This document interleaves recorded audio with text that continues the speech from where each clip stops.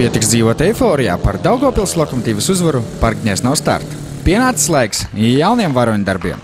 Kamēr Polijas pirmajā Speedway līgā gadījusies neliela pauzīte, Latvijas izlases Speedwayisti piekdien devās uz Vāciju, kur cīnīsies par iekļūšanu pasaules kausa labāko astotniekā.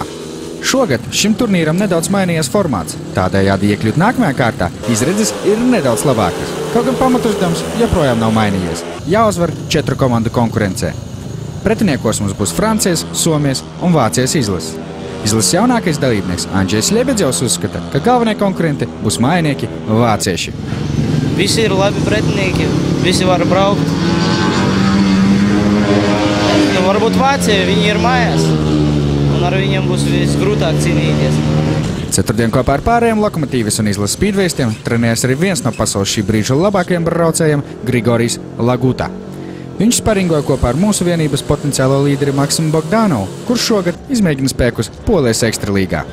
Pats Maksis sarunā ar portālu sportacentrs.com neslēpa, ka ir ļoti laimīgs par pārcelšanos uz Poliju. Tur viņu viss apmierinot. Uz treniņu bija ieradusies arī Bogdanova sieva, kā arī Grišas sieva un dēls.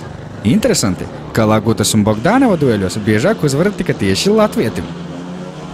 Ceturtdien trekā neizgāja Kijas Podžiks, toties Jevģeņijs Karavatskis pratīs konkurēt Vjačeslavu Girutski cīņā par pēdējo 4. vietu sastāvā.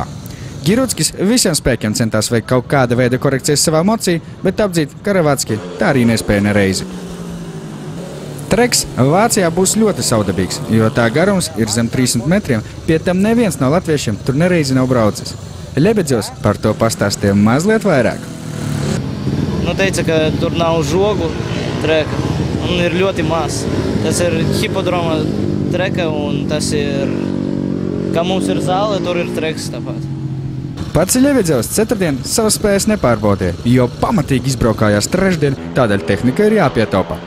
No Andžeja tiek gaidīts daudz. Šī iemesla dēļ apjautājāmies, kādēļ viņam neizdevās sacīkstes pret startu, kur viņa kontā tikai 4 punkti. Gribu vēl, lai būtu drīzāk mums sacensības mājas un labāk nobraukt, daudz punktus sakrāt. Esmu laimīgs tikai, ka esam vinējuši, bet ar savu rezultātu nevaru tik lepni pateikt, ka labi nobraukt. Nezinu, varbūt nervi bija arī kaut kādi pirms saviem skatītājiem. Arī kļūdījos ar motociklu pirmās braucienu. Nomainīju motociklu un nobraucu jau pēc tam ar Maksu 5-1 atbraucam ar viņu. Un pēc tam, kad braucu arī labi, bet bija defekts, nokrita ķēde. Viss.